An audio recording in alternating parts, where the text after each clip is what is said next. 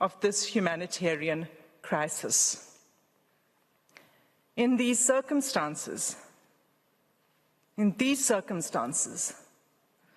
the thwarting of humanitarian aid cannot be seen as anything but the deliberate snuffing out of Palestinian lives. Starvation to the point of famine, obstructing aid in the face of famine, and killing of at least 200 aid workers. For the court's previous orders to be effective, for the provision of humanitarian aid urgently and at scale, Israel has to be ordered to stop its military offensive.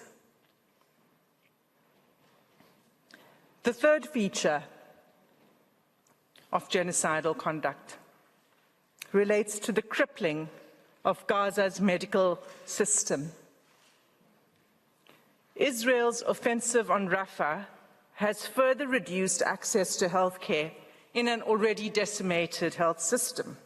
Only 2 out of 36 hospitals are located within the so-called humanitarian area designated by Israel. In just 6 days, between 6 and 12 May, Médecins Sans Frontières recorded that it was forced to suspend its life-sustaining activities at Al-Shaboura Clinic, hand over its activities at Al-Emirati Hospital, and was forced to close its activities in Rafah Indonesian Field Hospital, as it could not guarantee the security and safety of patients and staff with the ongoing offensive. The assault on healthcare within Rafah is the culmination of a pattern of attacks on healthcare services in Gaza, through which the main hospitals across Gaza have completely stopped functioning. After Israel's military military seized the Rafah and Kerem Shalom crossings last week and prohibited the importation of life-giving fuel to hospitals on 13 May, the European Gaza hospital completely ran out of fuel and experienced a total blackout. Without fuel, hospitals cannot sustain incubators, respirators, and life-saving machinery. Healthcare in Gaza is crippled by shortages of food, fuel, oxygen, medicines, and anesthetics. The obstetric and maternity health system in Gaza is virtually non-existent, and every functioning medical facility is overwhelmed with patients. Babies continue to die of malnutrition and starvation. Nor is there any escape. Medical evacuations are impossible.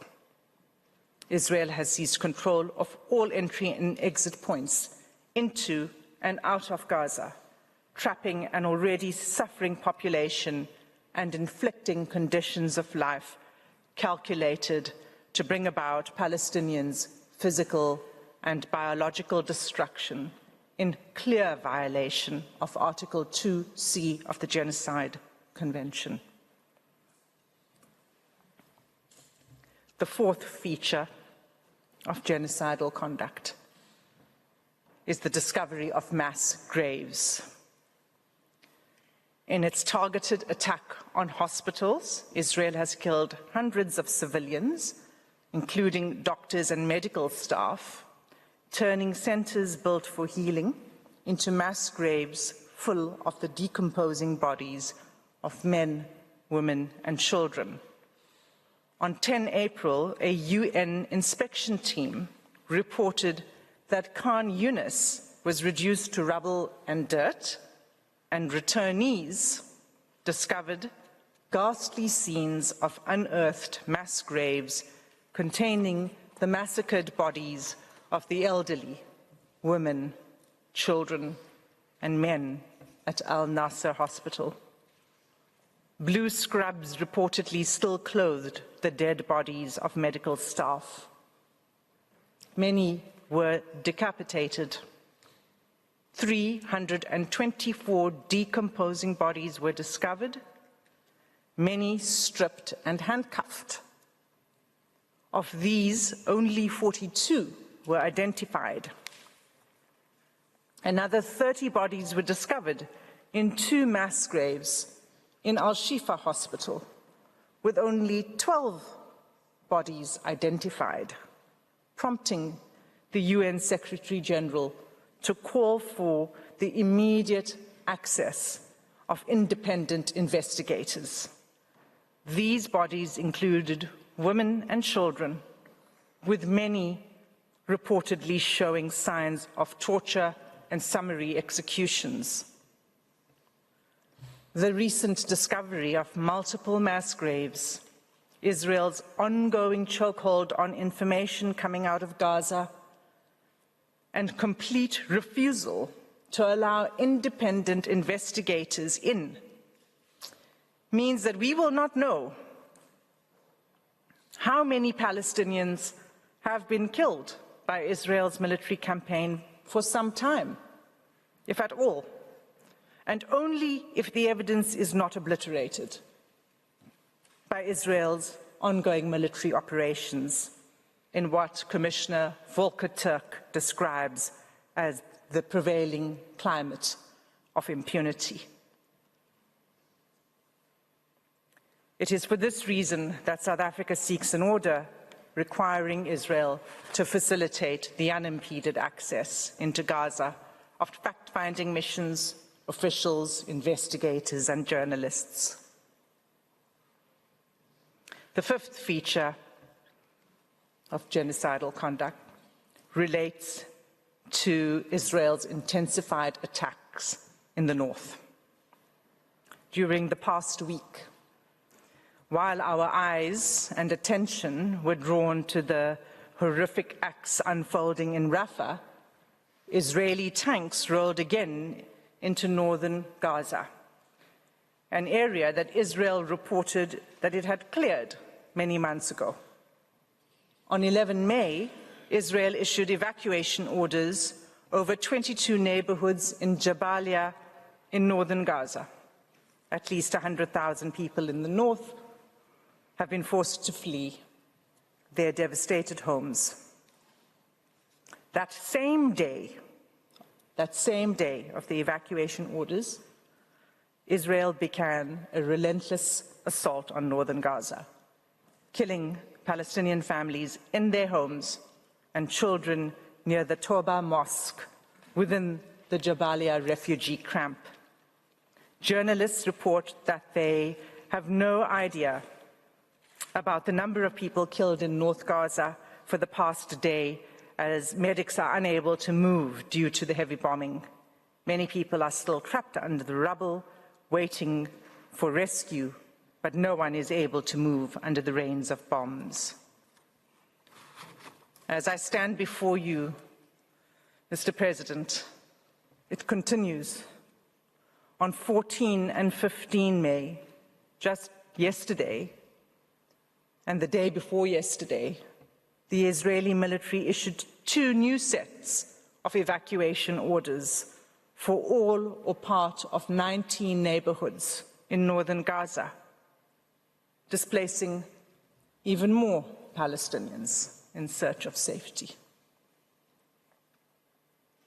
Mr. President, these are the credible facts. Israel will no doubt once again deny and cast aspersions on the information presented by South Africa and provided by the UN and other international actors, including those this court itself has relied on.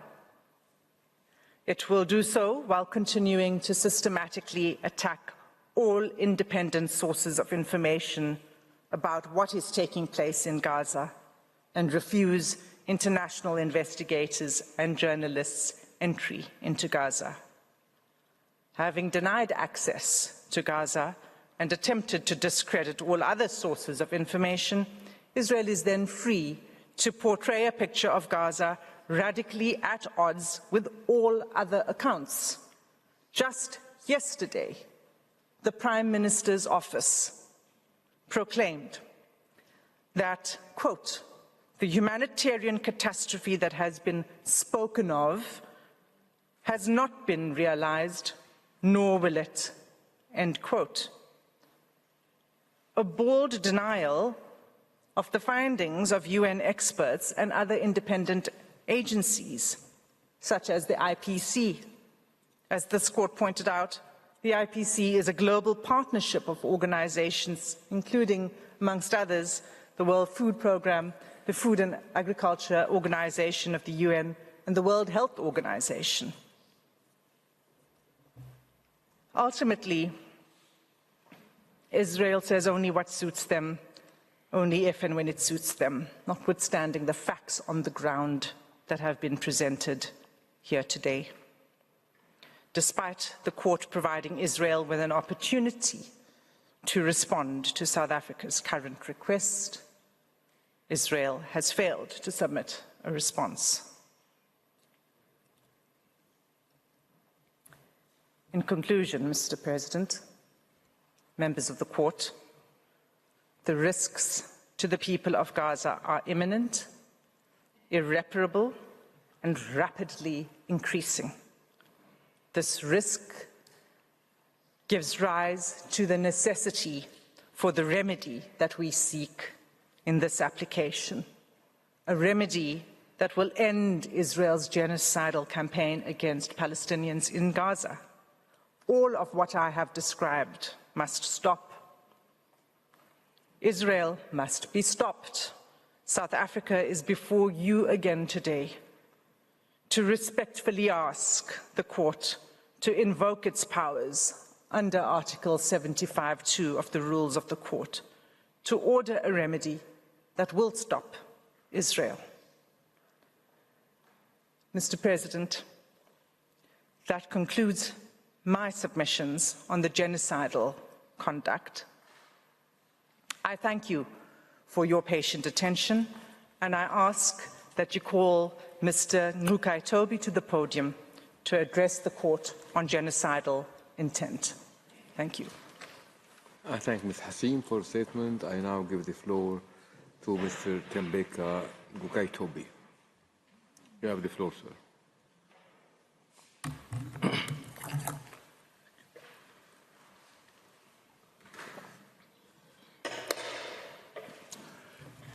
Mr. President and members of the court, it is a privilege to appear on behalf of South Africa. Today's request for the indication of further provisional measures and/or the modification of the existing measures has been triggered by the military assault of Israel on Rafah, which began on the 6th and 7th of May 2024 and has intensified and escalated since. As shown by Mr. du Plessis and Ms. Hassim, the military attack is genocidal in its pattern. I shall demonstrate that it is also consistent with the explicit, stated, and continuing genocidal intent of the State of Israel. Firstly, to the knowledge of Israel, Rafah is the last refuge of Gaza, the only remaining area in the Gaza Strip which has not been substantially destroyed by Israel, the only area that can host displaced people, the only remaining center of humanitarian aid, and the host to one of the few remaining large hospitals across the entirety of Gaza. Rafah is the last stage of the total annihilation of Palestinian life. Without Rafah, the possibility to rebuild and reconstruct Palestinian life will be lost forever. For Palestinians to continue to exist as a protected group under the Genocide Convention, they need a place from which to rebuild. As we stand here today, Rafah is that place, the last stand.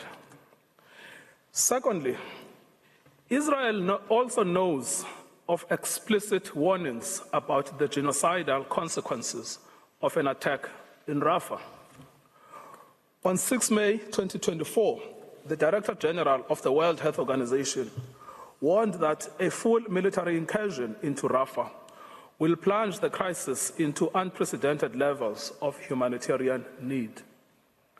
On 8 May 2024, 2 days after the military attack had begun, he stressed that one of the 3 hospitals in Rafah, Al-Najjar, was no longer functioning due to the ongoing hostilities in its vicinity and the military operation in Rafah.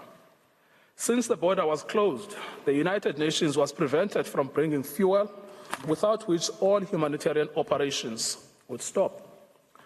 Martin Griffiths, the United Nations Relief Chief, has rung alarm bells. He has warned that the simplest truth is that a ground operation in Rafah will be nothing short of a tragedy beyond words. No humanitarian plan can counter that. The rest is detail. Palestinians do not need any more diplomatic gesturing, no more abstract words, no more virtuous condemnations and denunciations of Israel's actions. There is no more time to spare. It is simply now or never. Israel has knowledge of the pronouncements I have cited above. After all, each of them was made publicly.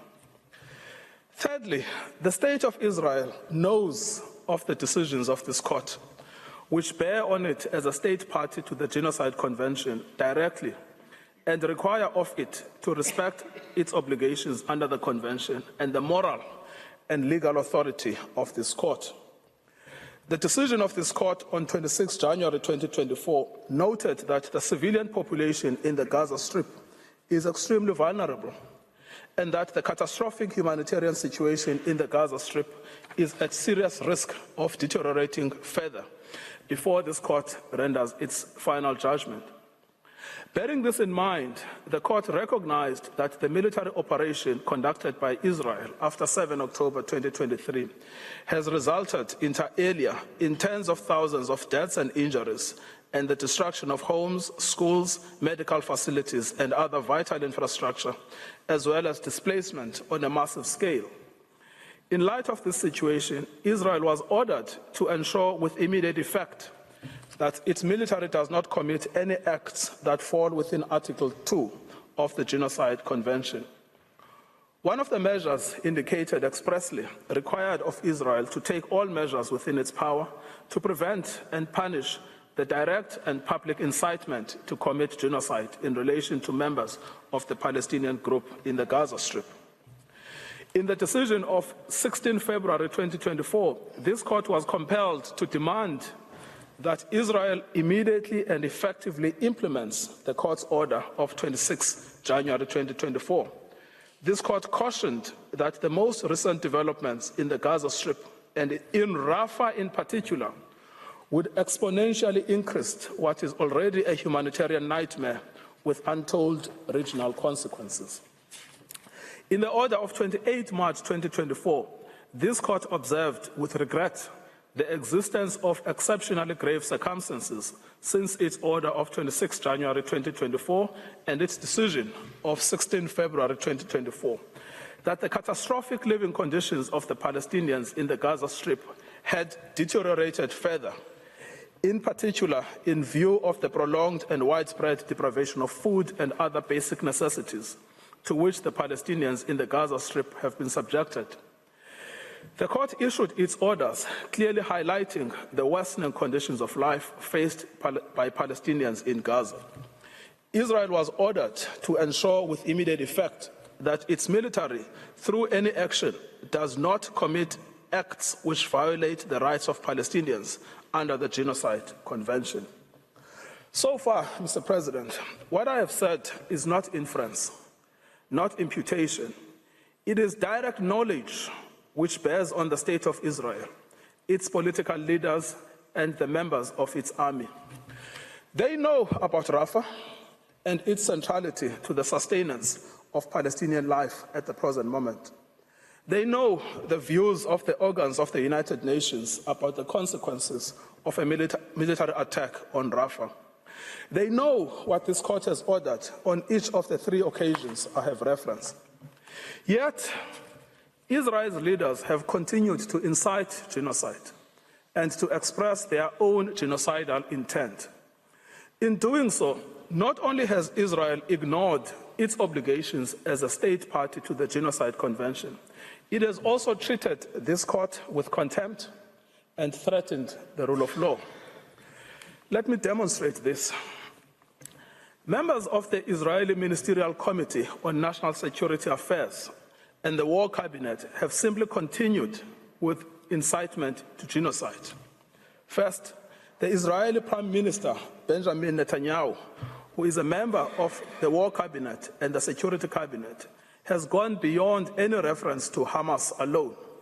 Instead, he has described Israel's aims in the military assault as being to ensure that Gaza will never again constitute a threat to Israel.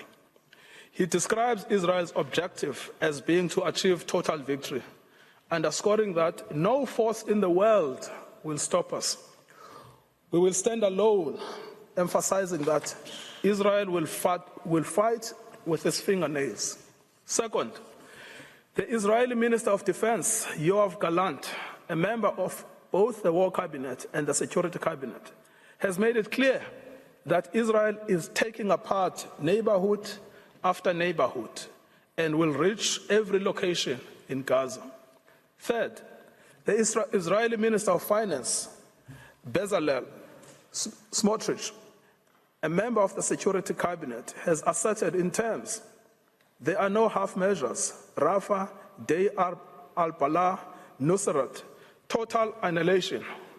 He goes on to say, we are negotiating with the ones that should not have existed for a long time. For Israeli members of cabinet, it is as if there is no court order which binds them. They are not the only ones, regrettably. In an interview broadcast on Israeli television on 3 May 2024, the vice chair of the international arm of the Likud party, the party to which the Israeli prime minister belongs, stated, I think we needed to invade Rafah yesterday, to go in and to get them. There are no uninvolved. We need to go in and kill and kill and kill. We need to kill them before they kill us. Taking their cue from the politicians, the Israeli army officials have followed suit in entrenching the incitement to genocide and showing their contempt for this court. The Israeli Army Chief of Staff, Lieutenant General Herzi Halevi, stated following the Israeli Army siege and destruction of Al-Shifa Hospital in March 2024, here is the realization of an impressive strategy. There is a very, very important message here. A hospital is not a safe place. He described the operation as a very high achievement. That is notwithstanding eyewitness reports of hundreds of civilians having been killed by Israeli troops in the hospital, including patients shot dead in their hospital beds. Mass graves and hundreds of Palestinian bodies were found following the withdrawal of the Israeli army from Al-Shifa Hospital, including bodies with cannulas in their arms, some with their limbs tied. Brigadier General David Bar Khalifa, commander of the 36th Armored Division of the Israeli Army, issued a letter to Israeli soldiers about to deploy in Gaza, exhorting them to continue the killing of Palestinians. What has been will be no more. We shall go out to it in war. We shall pulverize every accursed plot of land from which it came. We shall destroy it and the memory of it. Brigadier Khalifa has faced no investigations, nor has he been relieved of his command. This is despite the explicit order of this court for investigations into cases of incitement to genocide. Brigadier Khalifa was in fact promoted to the rank of major and the head of the Israeli Army Personnel Division. Similarly, When 130 senior officers in the Israeli army penned a letter calling on Israel's war cabinet to not allow humanitarian supplies and the operation of hospitals in Gaza, they were not charged with incitement or prosecuted. One of the officers would later be named as involved in the killing of World Central Kitchen workers. Genocidal rhetoric is not punished, but rewarded by the Israeli government. On 6 March 2024, reservist First Sergeant Yashin, a veteran from the April 1948 Deir Yassin massacre of at least 250 Palestinians, was rewarded with a certificate of thanks and commemoration by the Israeli president for his motivational speeches he gave to Israeli soldiers as they prepared for the ground invasion of Gaza in October 2023. In at least one of those speeches, he had said, "Erase the memory of them, erase them, their families, mothers, and children. These animals can no longer live." In his speech at the award ceremony, Israeli President Herzog told the senior reservists, including Ezra Yachin, that you have been a tremendous personal example for generations of Israel's citizens and the whole world. And I want to, on behalf of all the Israeli people, to say to you, thank you.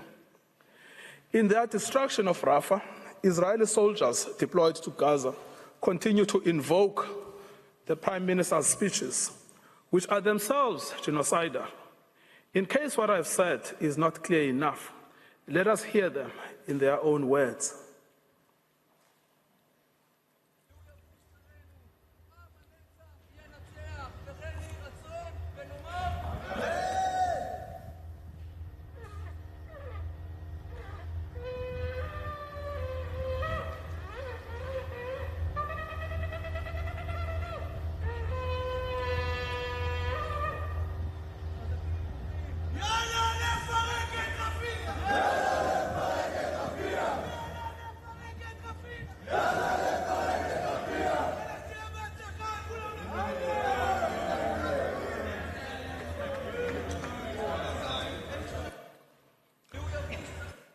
The destruction of Gaza and Palestinian life is understood by commanders and soldiers, as the video shows.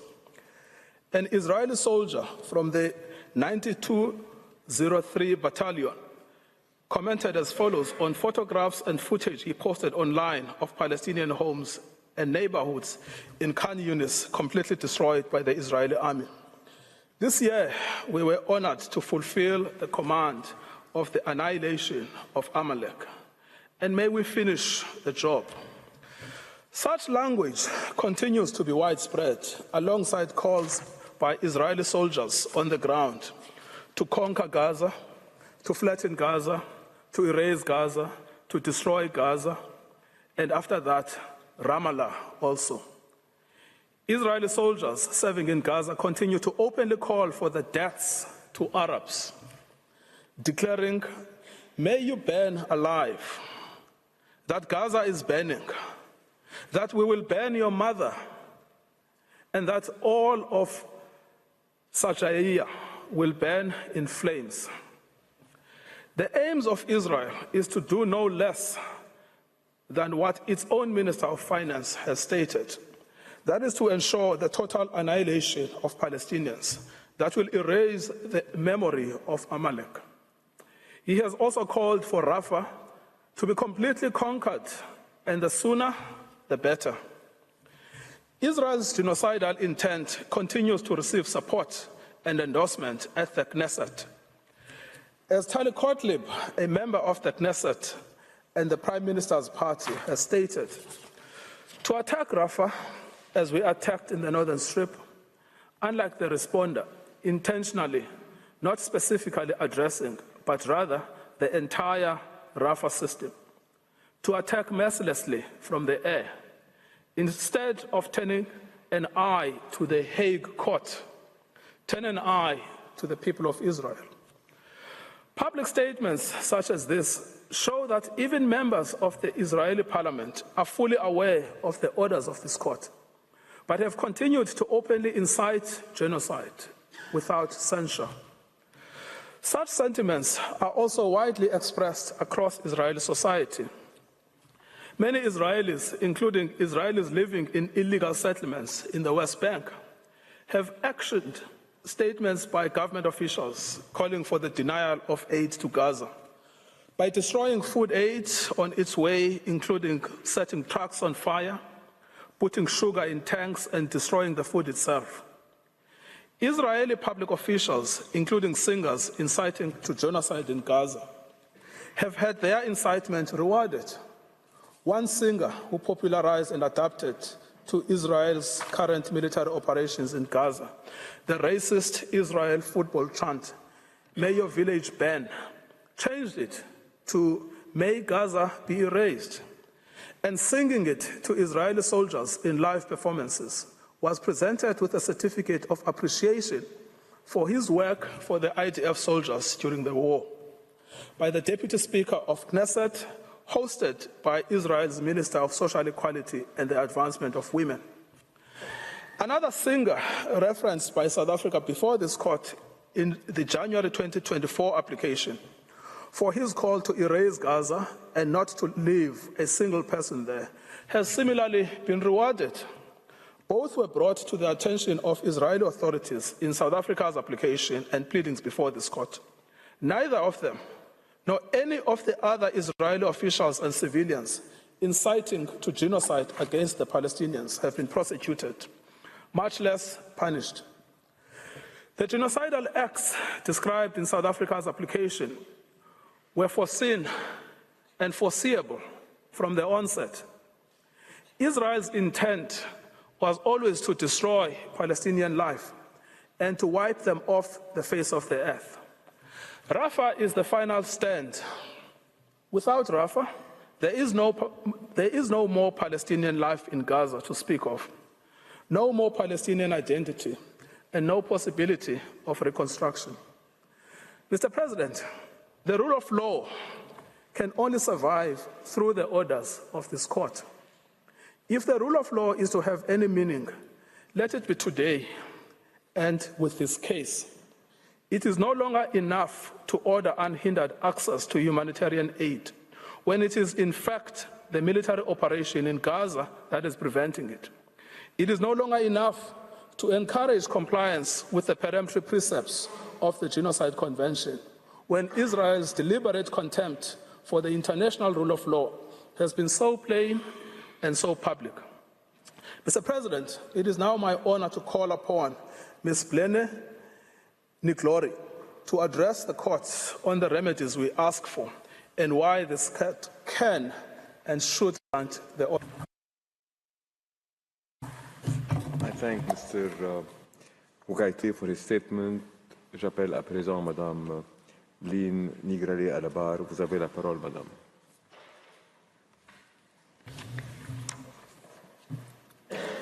Monsieur le Président, Mesdames et Messieurs les juges, c'est un grand honneur pour moi de paraître à nouveau devant la Cour de la part de l'Afrique du Sud, même si je ne peux que regretter les circonstances tragiques et extrêmement graves qui m'y emmènent. En effet, aujourd'hui, soit près de 5 mois après votre première ordonnance en indication des mesures conservatoires, la bande de Gaza est presque entièrement rasée. Jour après jour, encerclé de toutes parts, son peuple palestinien, hommes, femmes, enfants, des familles entières, soumis à la campagne militaire génocidaire de l'État d'Israël, est massacré, terrorisé, affamé et traumatisé à jamais. Au vu des développements dramatiques en cours sur le terrain à Gaza, l'Afrique du Sud se voit ainsi dans l'obligation de solliciter à nouveau votre précieuse intervention et vous implore de modifier ou d'indiquer des nouvelles mesures conservatoires, notamment et de manière explicite une cessation immédiate des opérations militaires israéliennes à Rafah et partout ailleurs dans le territoire, aux fins de sauvegarder et de prévenir un anéantissement total de ce qui reste de la bande de Gaza, de la Palestine et de son peuple. Mr. President, members of the Court, there is an urgent need for further or modified explicit and specific provisional measures to protect the Palestinians in Gaza from the irreparable prejudice caused by Israel's continuing violations of the Genocide Convention and of this Court's orders, including an express order for the immediate cessation of Israel's military operations in Rafah and across the whole of the Gaza Strip. The change in circumstances and new facts demand it. The extreme risk of irreparable prejudice require it. Israel's approach to the Court's previous orders renders it imperatively urgent. The Court has the power to do it, and our shared humanity compels it. Turning to each of those 5 propositions in turn, first, the change in the situation amounting to new facts demands the indication of further or modified explicit and specific provisional measures. When South Africa appeared before you on the 11th of January, urgently requesting then an order for the cessation of Israel's military operations, humanitarians were already out of words to describe the situation in Gaza. Today they say there are, quote, no words left that can do any justice to the people of Gaza. Tens of thousands of Palestinians have since been killed or injured, including 1 child killed or wounded every 10 minutes since Israel's military operations began, including an almost incomprehensible number of child amputees. Since March in particular, hundreds and thousands of Palestinians, particularly the young, elderly and vulnerable, are dying or at risk of dying of communicable diseases and infections that are running rife due to the rising temperatures in ever more crowded living conditions amidst mountains of waste, fly and mosquito infestations and raw sewage flowing in the bombed-out streets. Since the Court's last order, entire hospitals, places of learning and healing, including Al-Shifa Hospital, older than the State of Israel itself, have been destroyed and turned into sites of horror and mass death. Gaza's devoted and steadfast doctors and medics have been killed and buried in mass graves, alongside the patients they risked and ultimately gave their lives to care for. The same fate now awaits Rafah's remaining hospitals, doctors and medics. Israel's attack on Rafah, its attempt to control all of Gaza's borders, followed by attacks on the north and the middle areas in recent days, which are of unprecedented violence, even amid the horrors of the past 7 months, herald a turning point beyond which there is no going back, which is reflected in what UNRWA calls, and I quote, a new level of desperation in Gaza. As this Court has heard, this is in effect the end game for Gaza and for its Palestinian people, unfolding under the world's watch. This may well be the last chance for the Court to act to ensure their survival. Second, the extreme risks of irreparable prejudice demand the indication of further or modified explicit and specific provisional measures. The situation in Gaza could not be more urgent, as reflected in the increase in Palestinian fatalities and injuries since the Court's last order and the spreading famine and disease. Acts susceptible of causing irreparable prejudice can plainly occur at any moment before the Court makes a final decision on this case, demanding the indication of further or modified explicit, specific provisional measures to protect the rights found by this Court to be plausible. In Rafah, in particular, in addition to the widespread risk of violent death and injury facing the terrified population of displaced Palestinians, as the Court has heard, dialysis patients and premature babies face immediate risk of death. Some 1.2 million Palestinians will be deprived of access to healthcare if its hospitals are rendered inoperable. The level of destruction that Israel has caused across Gaza and is now wreaking on Rafah threatens the very survival of future Palestinian generations in Gaza. Recent evidence from a former Israeli reservist active in Gaza indicates that soldiers on the ground treat Israeli-ordered evacuation areas, such as those recently ordered for significant parts of Rafah and northern Gaza, as extermination zones, wherein orders to shoot and kill Palestinians are made on the basis of their location alone.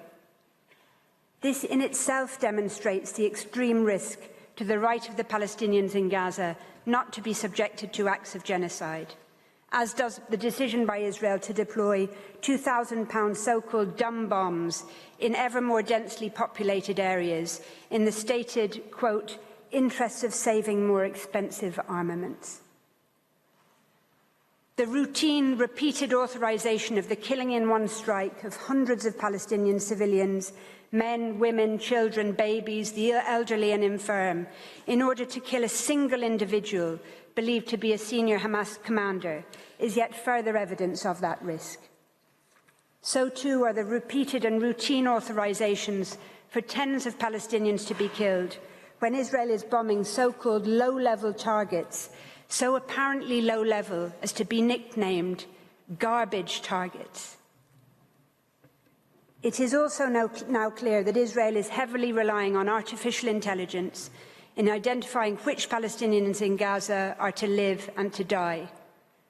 One such system appears to function as a form of target machine, generating so-called kill lists of Palestinians selected for execution on bases as tenuous as being in a WhatsApp group with another identified target.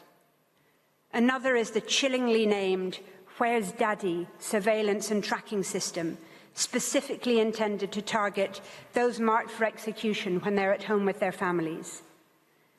The mounting evidence is that Israel's very interpretation of its rules of engagement and of the application of fundamental concepts of international humanitarian law, including distinction, proportionality, necessity, and the very concepts of safe zones and warnings, is in fact itself genocidal, placing Palestinians at particular extreme risk.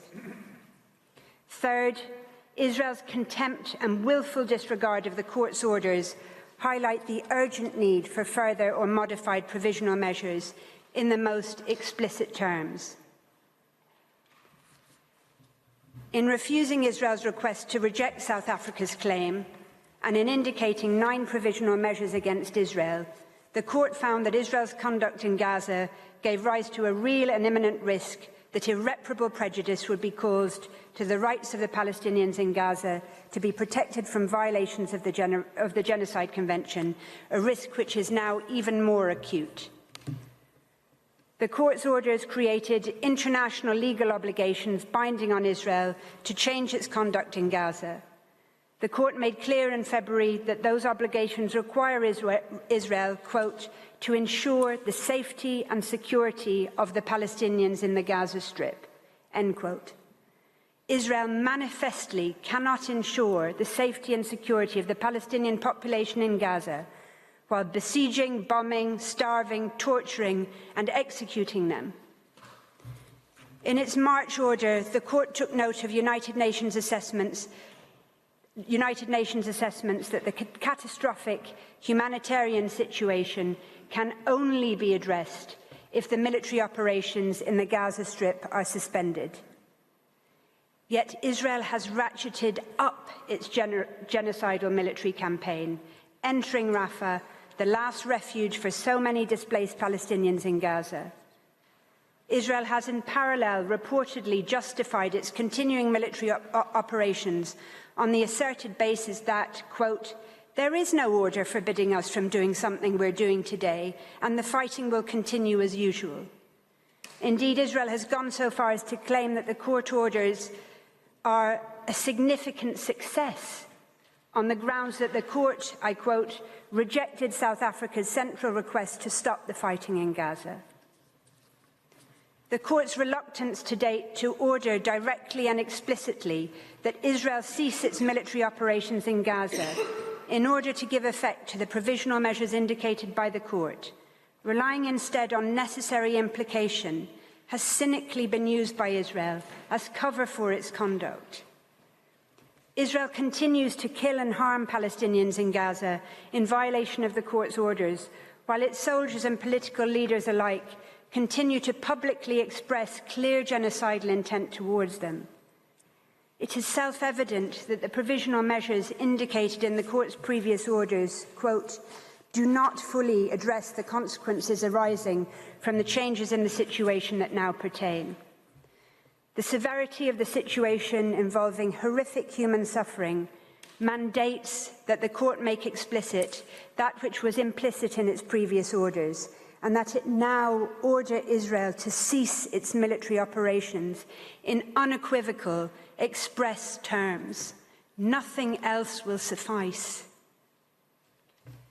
In its March order, in light of what the court found to be, quote, the worsening conditions of life faced by Palestinians in Gaza, the court placed a heightened obligation on Israel, not only to enable the provision of humanitarian assistance, but to ensure it.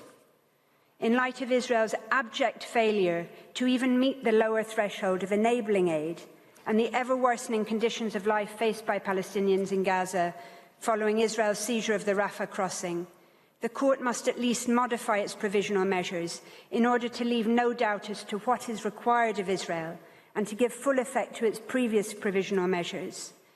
As the World Food Programme has made clear, I quote, the United Nations and its partners have the means to scale up to all 2.2 million people in Gaza, but only if a humanitarian ceasefire happens.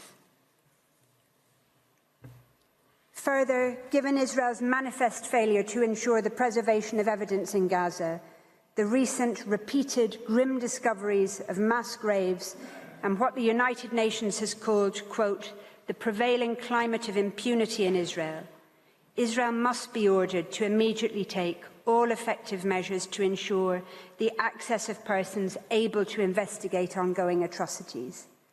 The measure is critical not just to preserving the rights of Palestinians in South Africa in these proceedings, or indeed to the court's ability to exercise its own judicial functions appropriately. Rather, as a spokesperson for the United Nations Office of the High Commissioner for Human Rights recently stated, these violations should not get forgotten about. They need to be recorded, they need to be reported widely by the media, they need to result in pressure from member states that do have leverage over the parties to the conflict to bring such violations to an end. They need to be recorded so that investigations do take place, and ultimately there is accountability and the cycle of impunity does not continue over and over and over again. Fourth, the court has the power to modify or make an explicit order for Israel to cease its military operations in Rafah and in Gaza more broadly, and to withdraw from the Gaza Strip. The court is empowered and indeed compelled, given the prevailing catastrophic situation in Gaza, to order an express end to Israel's military activities. That is the only measure now capable of preventing irreparable prejudice to the fundamental rights in issue and of ensuring compliance with the court's orders. The fact that such an order would be directed at Israel alone is no bar to the court ordering it.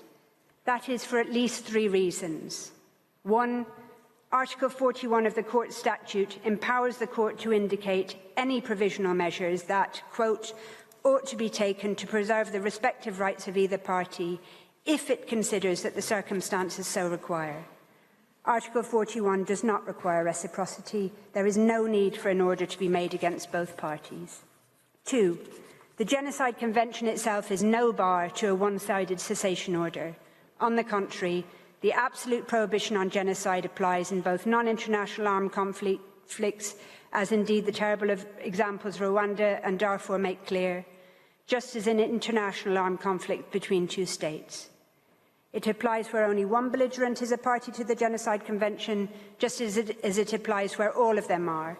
It applies regardless of any claims of self-defence, which can never constitute a justification for genocide. And indeed, it applies in peace just as much as in war. And that is because the prohibition on genocide is focused on the absolute inalienable rights of groups, of peoples to be protected from genocide, no matter the underlying circumstances or putative justifications. It makes no sense whatsoever to suggest that the Court could not order a state party to the Genocide Convention to suspend its military operations against a non-state actor in order to prevent genocide, unless the non-state actor was itself disarmed. Indeed, it would be contrary to the very objectives of the Genocide Convention, which the Court described over 70 years ago as having been adopted for a purely humanitarian and civilizing purpose.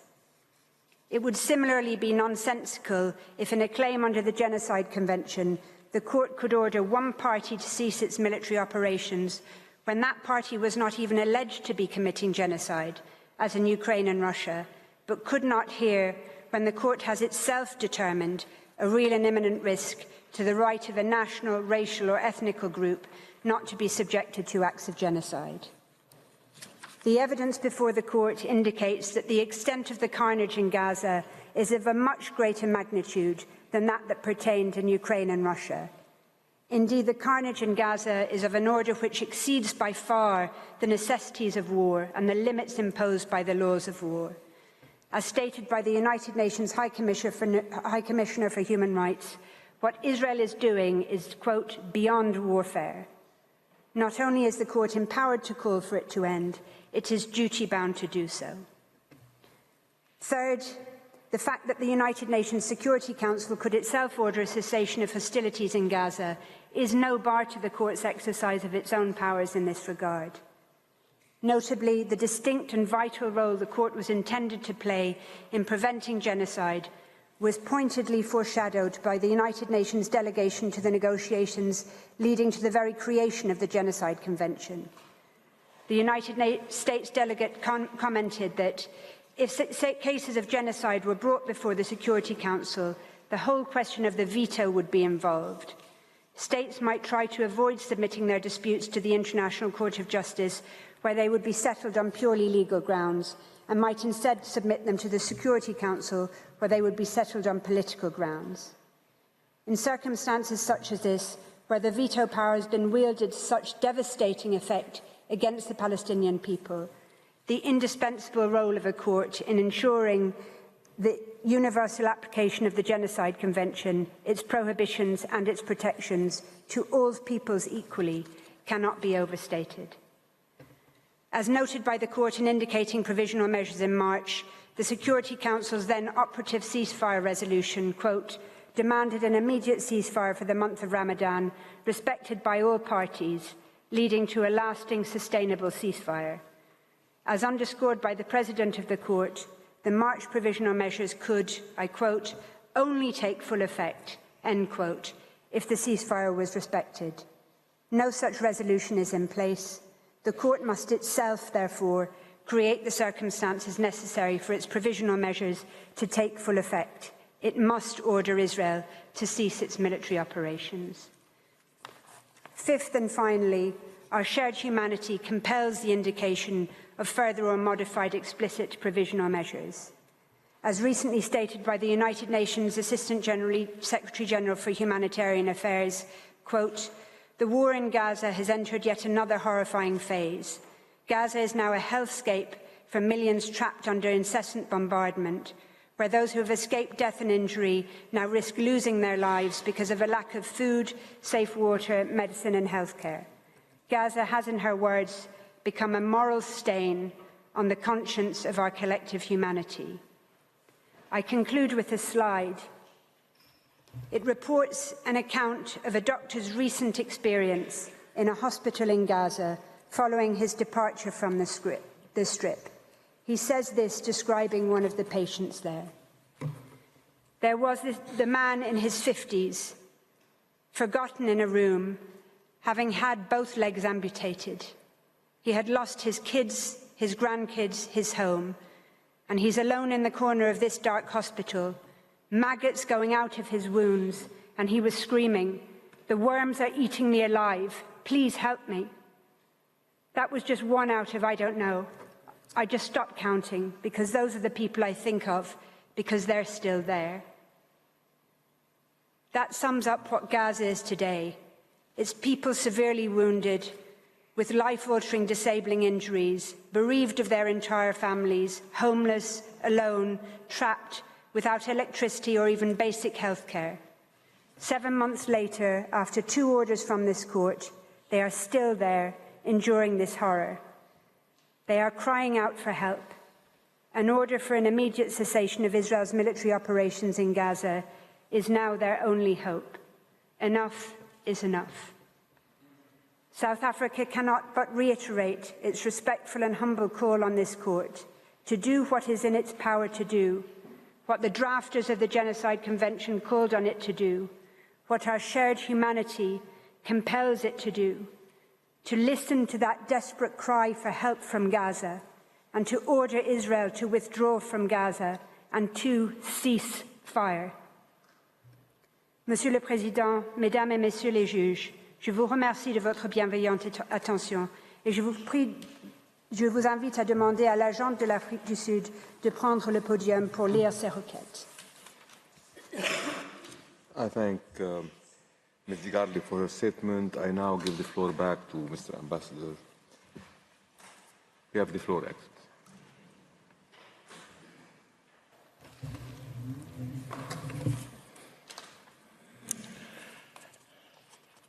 Mr. President, distinguished members of the Court, it is my honor to deliver to Your Excellencies the final provisional measures that South Africa requests from this Court. The exponential gravity of the situation in Gaza has already demanded that South Africa return to this Court on 4 consecutive occasions, calling for provisional measures to stop the destruction of Gaza on a scale not witnessed since World War II. And epitomized by the most unbearable human suffering. Willfully ignoring the previous provisional measures, Israel is acting with complete impunity in Gaza, escalating hostilities in a final wave of apolitic destruction from which there is no return. There is a danger which stems from a form of amnesia and denial by former colonial powers in relation to the crimes associated with colonial violence perpetrated against indigenous peoples. This includes the denial of genocide. This denial is clearly at play in Palestine. Israel is a settler colonial apartheid regime, and the current government is now being accused of engaging in genocide. This accusation is not being leveled at any people based on their ethnicity, nationality, or confessional preference. Rather, it is being leveled at those political and military leaders who have dehumanized the Palestinian people through genocidal rhetoric as human animals, encouraging their killing and destruction.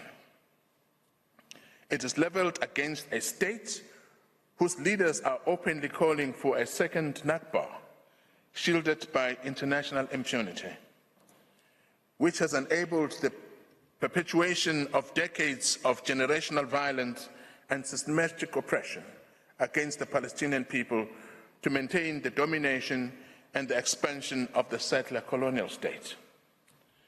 As a matter of extreme urgency, South Africa, as a state party to the Convention on the Prevention and Punishment of the Crime of Genocide, respectfully requests the Court to indicate the following provisional measures, the text of which has been amended to reflect the ever-increasing gravity of the situation.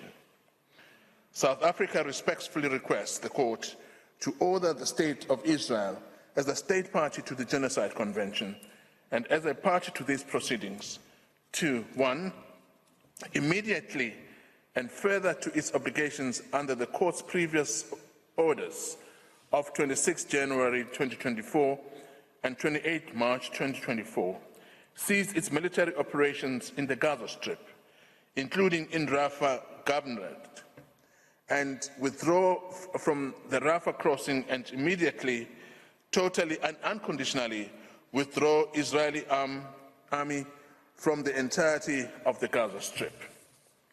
2, immediately and further to its obligations under the Provisional Measure 4 of the Court's 26 January 2024 order and Provisional Measures 2A and 2B of the Court's decision of March 2024, take all effective measures to ensure and facilitate the unimpeded access to Gaza of United Nations and other officials engaged in the provision of humanitarian aid and assistance to the population of Gaza, as well as fact-finding missions, internationally mandated bodies and/or officials, investigators and journalists in order to access and record conditions on the ground in Gaza and enable the effective preservation and retention of evidence and ensure that its military does not act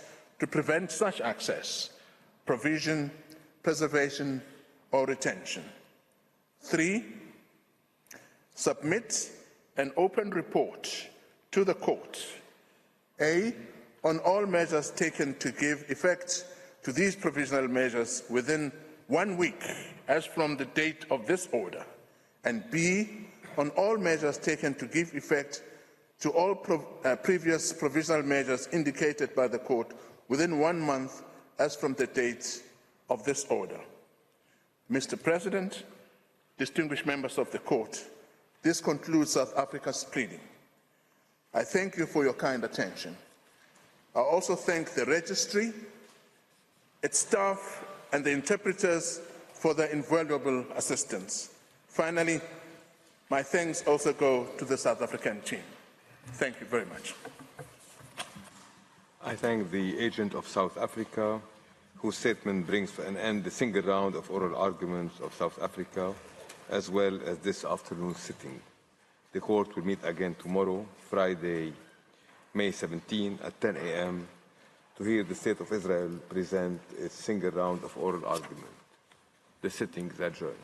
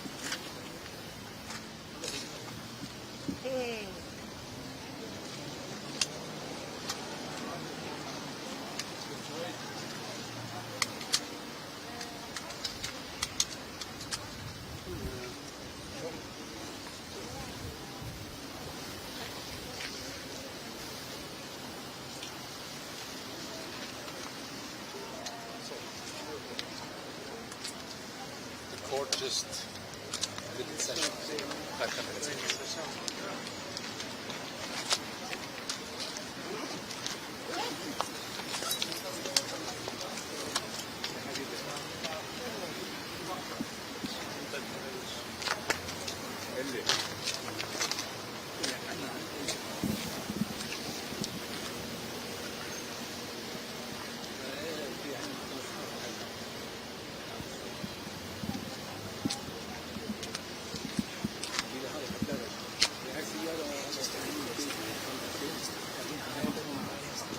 Like this?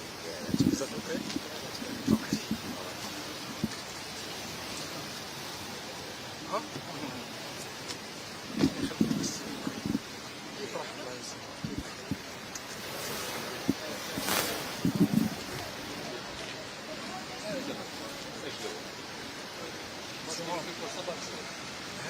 No, I'm all right, thank you.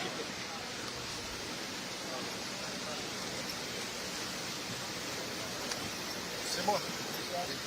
هيك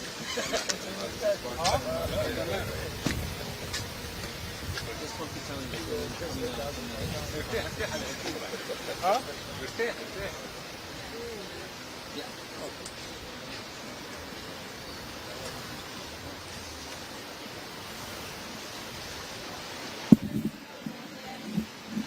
عندهم الصورة صح؟ خلاص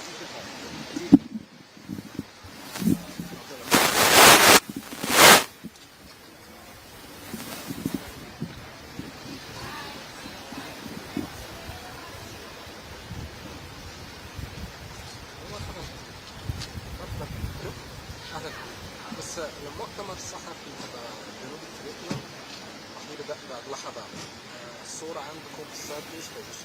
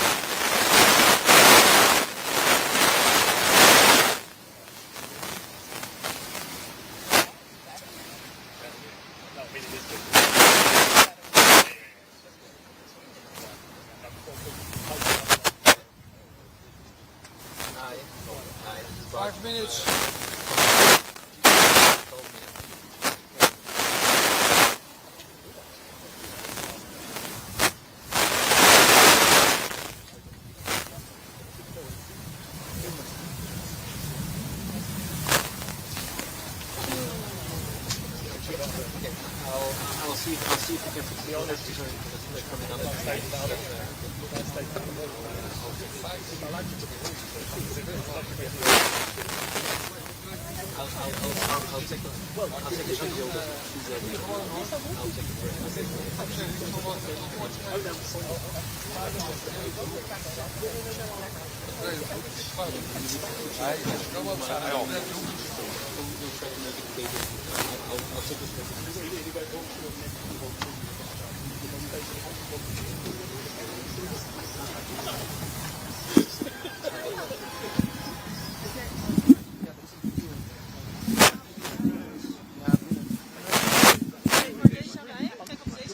Kijken of je de microfoon kan halen met je kabel. Ik mag er weer binnen. Heb je een langere kabel bij? Een geluidskabel in je pers? De mic. Als je eentje hebt van 3 meter is dat al genoeg. Nee, maar daar kan geen kabel op. Dit is een, Just second, yeah. 1, 2, 3, 4. er kan hier geen kabel aan. Dus dan zou je met deze Yes, moeten and doen. I have Ja, clear. met die. Clear. Wat denk je dat hij een Dan kabel zou- heeft van een meter of? Okay, thank you. Yes. Nee, ik heb geen kabel Yes, bij yes, me, sorry, maar misschien okay. iemand hier wel. Maar goed, maar ja, Mark, do you happen to have a 4 meter cable?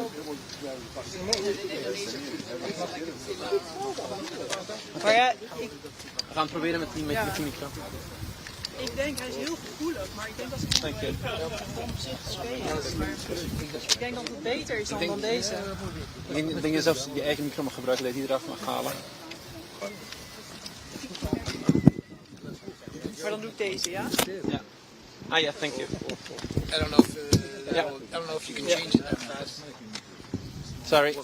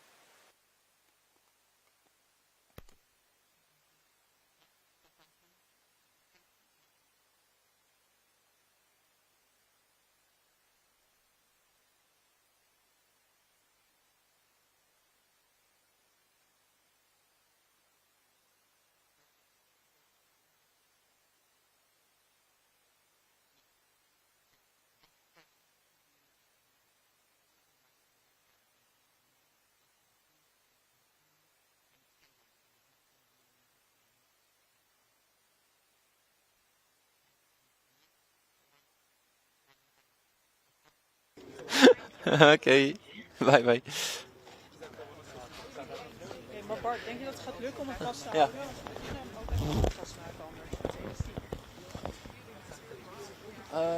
Het lukt me wel hoor. Ik hou wel vast. Voor mij is het helemaal oké, maar Dus- ik denk dat je het volhoudt. Het lukt wel. Dus als ik het goed begrijp, heeft er iemand anders dezelfde...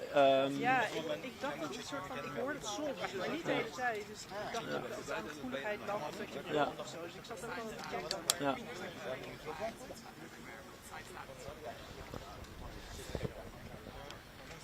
Hoe heet dat? Dezelfde radiolengte? Frequentie. Ja.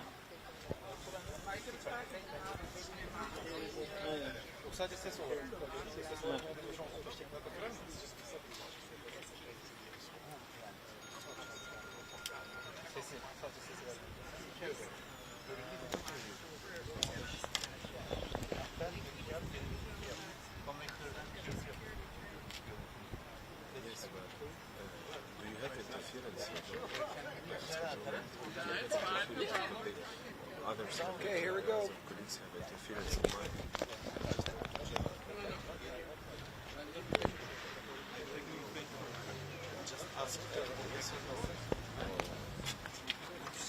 don't know what to do. I'm just asking you yes or no, just to get an answer. You don't make me time. Tony, don't take this sword. Yeah, exactly.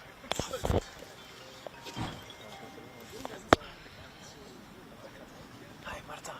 I'm live. They're about to arrive now. We fixed the sound with live test. Yeah. Okay. Bye.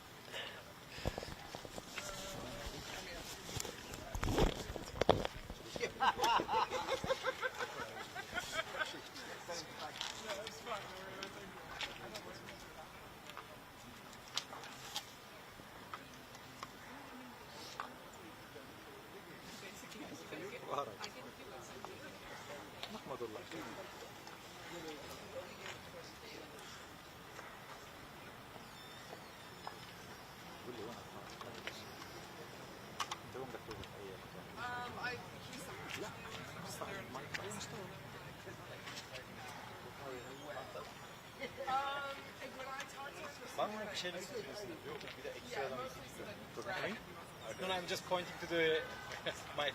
That's okay.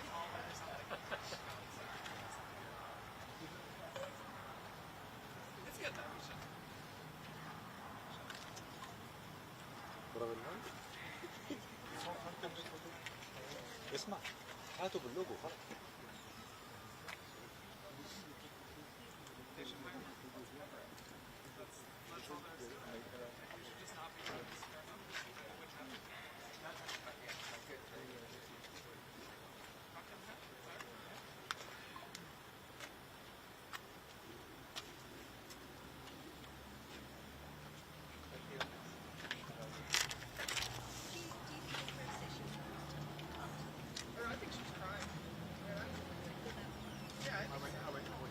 Choked up.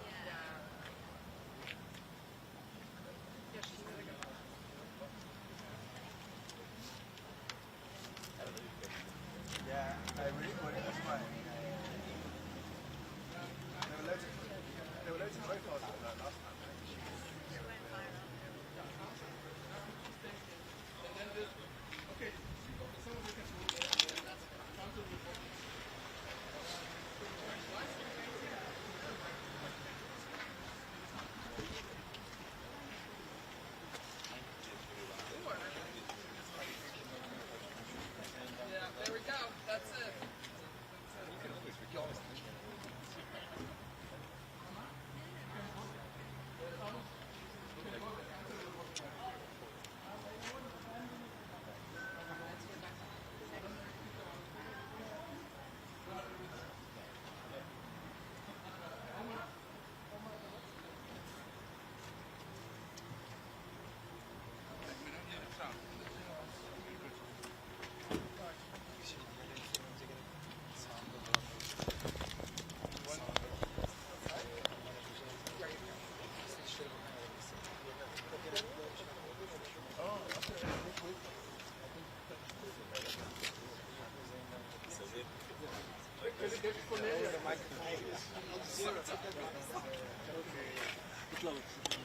You're a bit too high with the mic.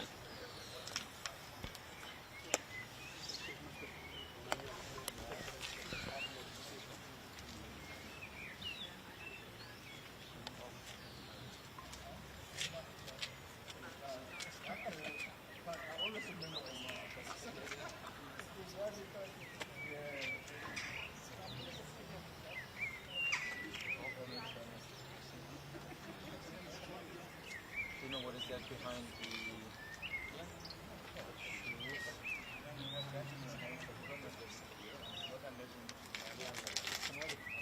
adamın ayakkabısının arkasındaki şey ne öyle? Motorcu şey mi onlar? Sende var mı motor?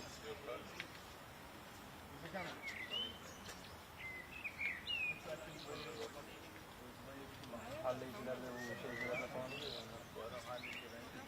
Belli olmaz ha.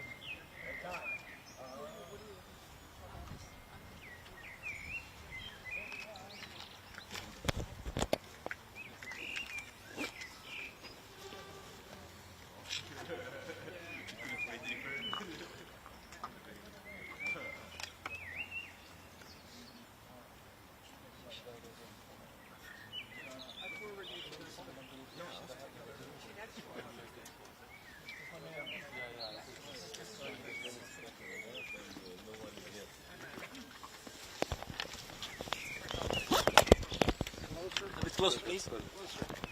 Closer? Closer, this close, that close. Closer, even closer. The mic. Yeah, like that. Thank you. Good evening. My name is Vusi Madonsela, the Ambassador of South Africa to the Kingdom of the Netherlands. I'm standing in for our media liaison person, who's otherwise engaged at the moment. Otherwise, this is not my daily job. But I'm accompanied by the Director General of the Department of International Relations and Cooperation of the Republic of South Africa, Mr. Zain Dango, and Mr. Omar Hijazi from the Palestinian Authority. I'm going to give Mr. Dango the first opportunity to speak with you. After that, I'll give Mr. Hijazi to do the same, and after that, you will then have the opportunity to ask them a few questions. Thank you. Thank you, Vusi. So I won't be long. I think it's important just to spell out why we came here. This is now the third time that we've come and asking for provisional orders. And we're asking for provisional orders because the situation in the whole of Gaza, but in particular in Rafah, has changed drastically since the last time we came to the court. What we're seeing is the genocidal acts intensifying. We're seeing the killings intensifying, and our legal teams have demonstrated the facts on these changing circumstances, including the genocidal acts in both Rafah and in Gaza. The legal teams specifically pointed out to the unabated killing since we came here in January, and they pointed out that at least 13,000 people died since we came in January and asked for these provisional orders. What we're asking for is the court to use its powers to stop this carnage. The court to use its powers in an unambiguous way to stop this. That we do not need the court to provide language that infers what Israel must do, that the court must explicitly state that Israel must stop its genocidal acts in Rafah, that it must stop its genocidal acts in Gaza, and that includes an unambiguous call to cease its military operations in Rafah and the whole of Gaza. The court has previously said that its calls for humanitarian aid to be provided unhindered can only be done if there is a ceasefire in place. What our legal team is pointing out is we should not depend on such a ceasefire to come through a political negotiation because it's not happening, or through some action at the Security Council because it's not happening. We're asking that the court uses its powers that has been conferred upon through the Genocide Convention to order the acts of genocide to end, and that includes an explicit order for the cessation of hostilities to end. We're also asking the court to ensure that it orders Israel to respect all of its previous provisional orders, including the very many orders regarding the unhindered access to humanitarian aid. So in essence, we've argued that all the conditions, the legal conditions, prevail for justifying our call for new provisional orders, because not only have the conditions changed, they've changed rapidly, and they've deteriorated much more rapidly since the last court described the situation as perilous.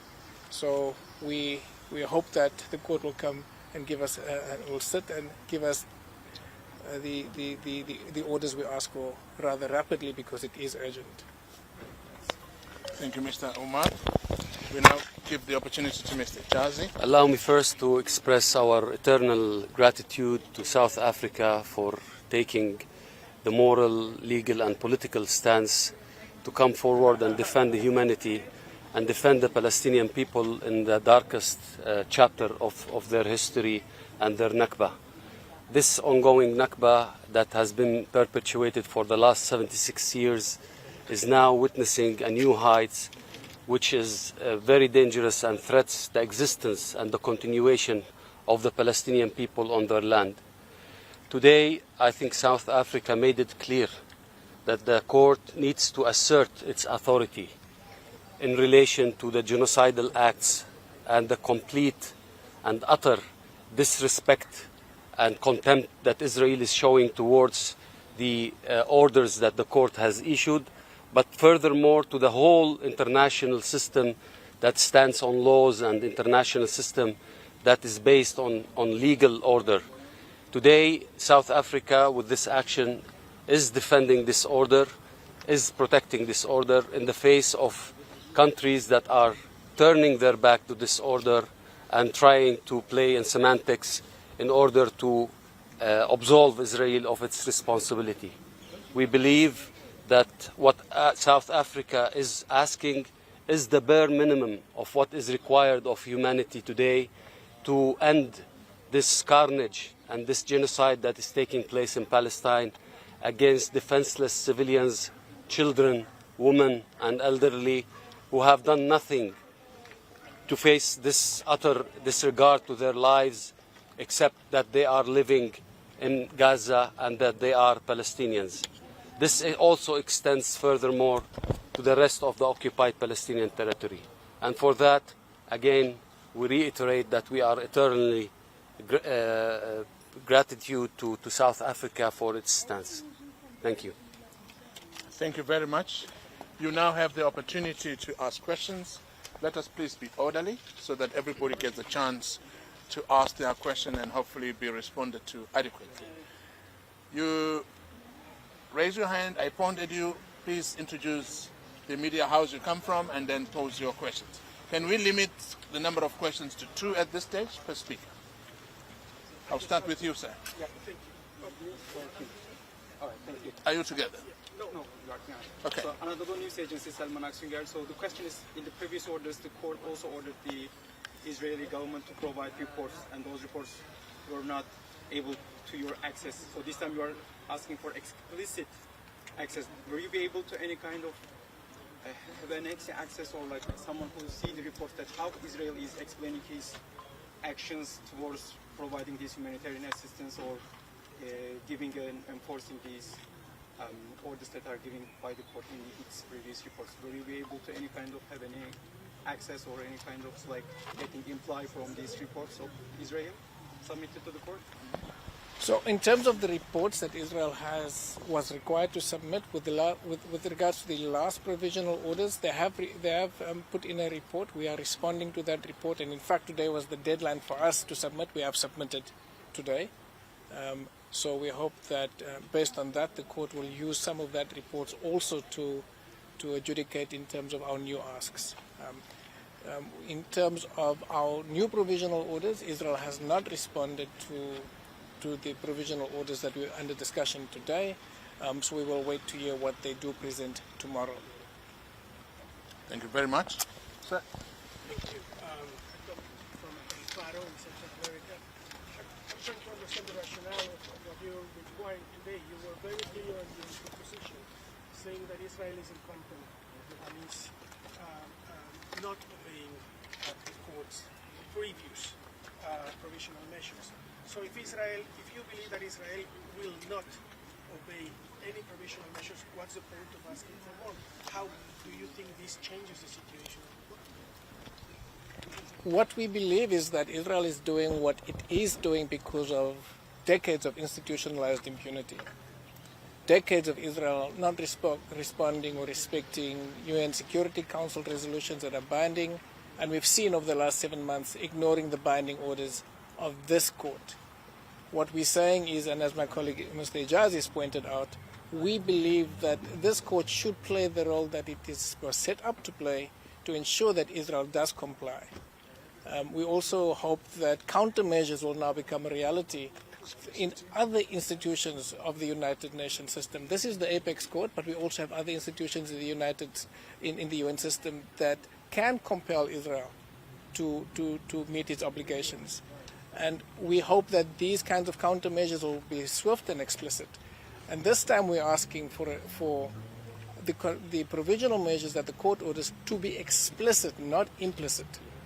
Not for people to infer that the court is saying there must be a ceasefire if this is to be happening. We're saying that the cessation of hostilities must happen.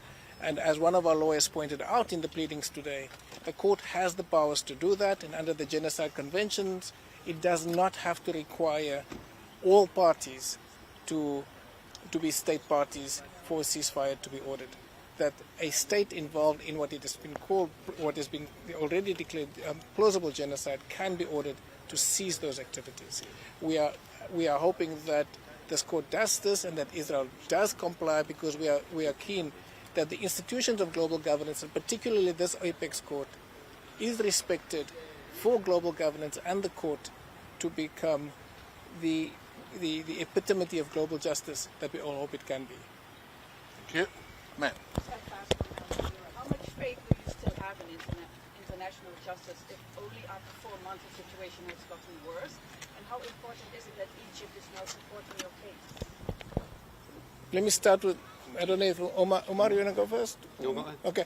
Look, I think, let me start with your last question first step. I think that Egypt joining is important, that you have a major power in the region joining our case is a signal that this institutionalized impunity is coming to an end, at least at the political level. And that Egypt is joining us in a legal action is equally important, because it's also profiling the fact that we are trying to use the institutions of global governance to effect what we've always wanted to do, effect firstly a peace in the short term, but also a long and lasting peace through ending the occupation, through negotiations. But for all of that to happen, the settler colonial activities and the genocidal actions that accompany that must end. And we are hoping that the institutions of global governance will this time be more explicit, and that all the countries that are currently supporting Israel, both explicitly or through non-action, will now act with a lot more vigor to ensure that their ally stops this genocidal action. Yeah.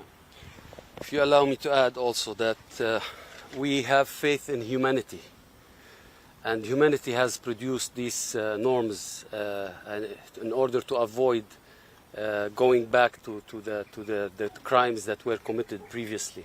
And today humanity is showing its true face in relation to Palestine, with students taking in the universities, with the journalists who are paying their lives today in order to cover what's happening in Gaza, with the doctors who are being buried with those who they are defending.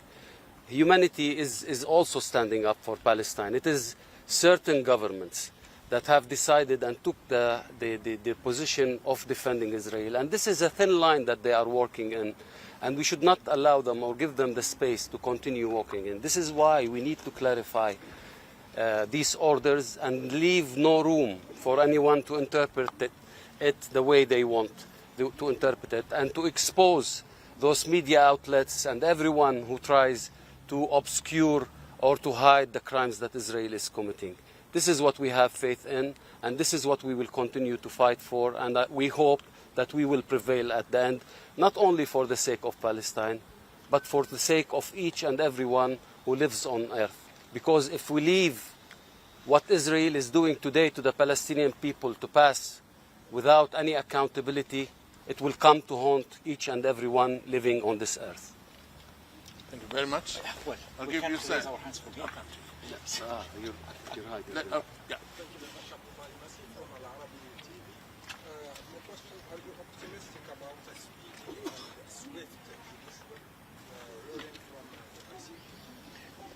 We are optimistic. I think the fact that the opportunity to come and give oral pleadings was done with a level of urgency by the court.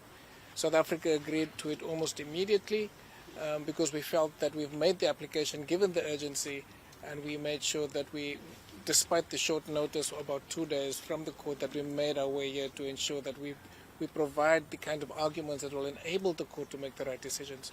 So we hope, based on the very detailed, factual explanation offered by our legal team today, that the court will make a decision and make that decision quite fast. Yeah, and the court itself took notice of that by calling for these hearings swiftly. So we expect a swift response, which is aligned with the norms and the obligations stated in the Genocide Convention. Thank you. Yeah. Abu Bakr Bashir from Al-Qahira Al-Ikhbariyya. Do you think this is a 100% legal battle, or there has been some political pressure put on you? Can you explain that question? Okay. Is it just a battle that's being fought in accordance with international law, with the court, or other factors are being inserted here, like political pressure on the governments, maybe? By who? By third parties, by the United States, by the West, supporters of Israel? Is there this political element there, or it's only legal thing? The way I understand your question, I mean, certainly politics come into play, but here in front of the court you have to present facts and law. And what has been presented today is facts and law. Politics are being dealt with elsewhere. There are negotiations for ceasefire, which is also carried out by Egypt and Qatar and others. So there are political track that is taking place, and so far it has not succeeded in any results, just because Israel refuses to abide by any standards, including in relation to its closest allies. But today, here we are in a court of law presenting facts and law and legal arguments, and this court has been very well known in front of the whole world for its standing with law and abiding by the law. So just to add to that, so from our side, approaching the court is purely because we believe the court has a duty to use its powers to ask Israel, under the powers of the Genocide Convention, to end the genocidal acts. So we're using the legal avenue, but of course, as a diplomat, we also engage in political discussions. We engage at the UN Security Council, at the General Assembly. You would have seen our statements there. We engage in dialogues with other stakeholders in the region, including the Egyptians and the Qataris and the US and others. So we believe all of those are important. But when it comes to the crime of crimes, the fact that this kind of crimes and other crimes have been committed with impunity over decades, that this is the correct forum to make a pronouncement on what it believes Israel must do to stop the genocidal acts. Yeah. One last question, please. Any takers? It looks like you've had your fair share. Thank you. Thank you very much, ladies and gentlemen. Thank you very much. All right. Don't stand up. Don't stand up. Don't stand up. Hold the camera. Okay. I damaged my knee.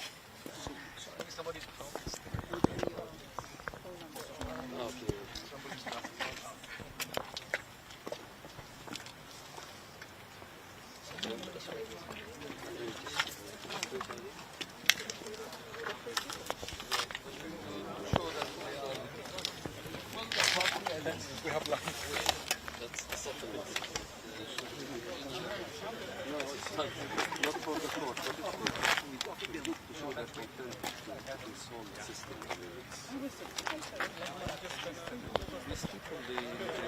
Are they going to say that they didn't have enough? Yes, that's exactly what they're going to do. That's the card they're going to do. They just give them a WhatsApp that says it's يلا دقيقة ثواني احنا جاهزين دقيقة ثواني خليكم جاهزين اتصل ها؟ استاذ ايه جاهز اهلا مرحبا ايه هلا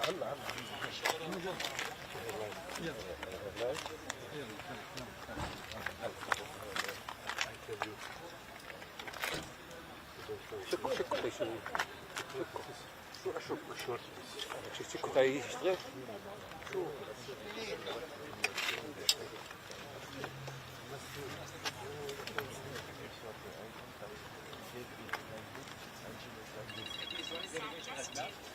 There won't be a second statement. I'm going to ask you everything at 7, another hour and 5 minutes. تمام سامح there will be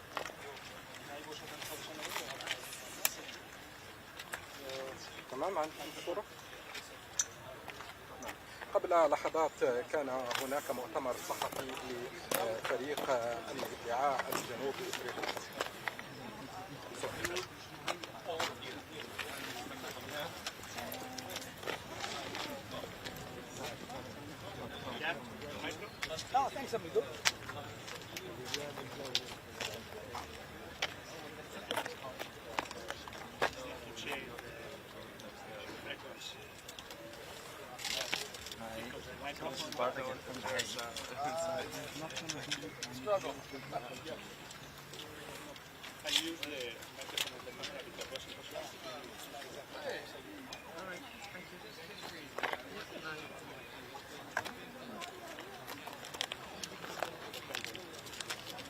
mag hem nu uitzetten.